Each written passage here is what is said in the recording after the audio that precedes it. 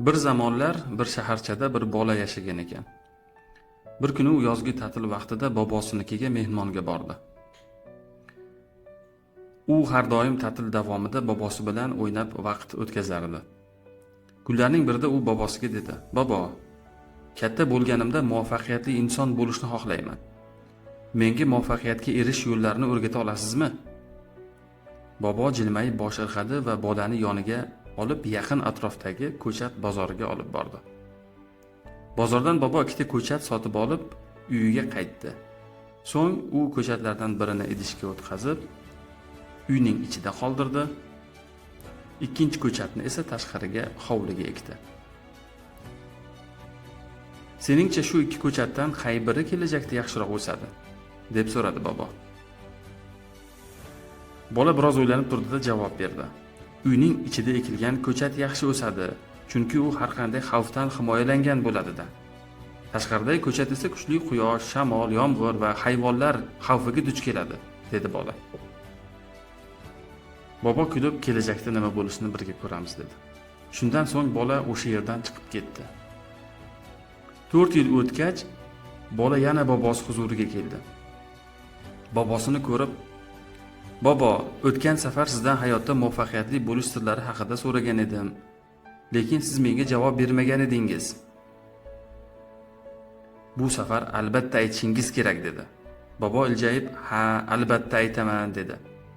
"Ammo avval birga o'sha ko'chatlarni ko'rib kelaylik", dedi.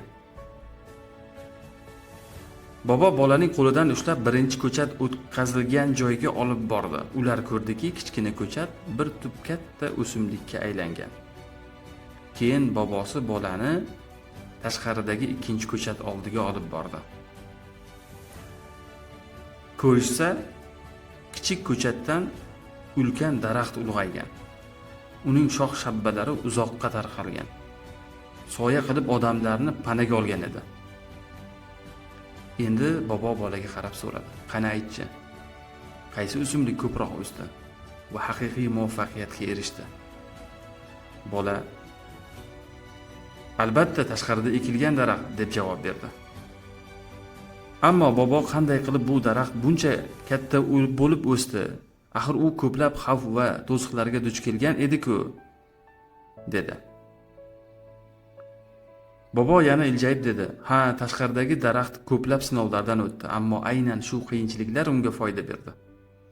Tashqaridagi ko'chat ildizlarini erkin tarqatish imkoniyatiga ega edi. Shamol va kuchli yomg'ir uning ildizlarini yanada mustahkamladi. Endi u shu qadar baquvvat bo'ldiki, kichik to'fon ham unga zarar yetkaza olmaydi.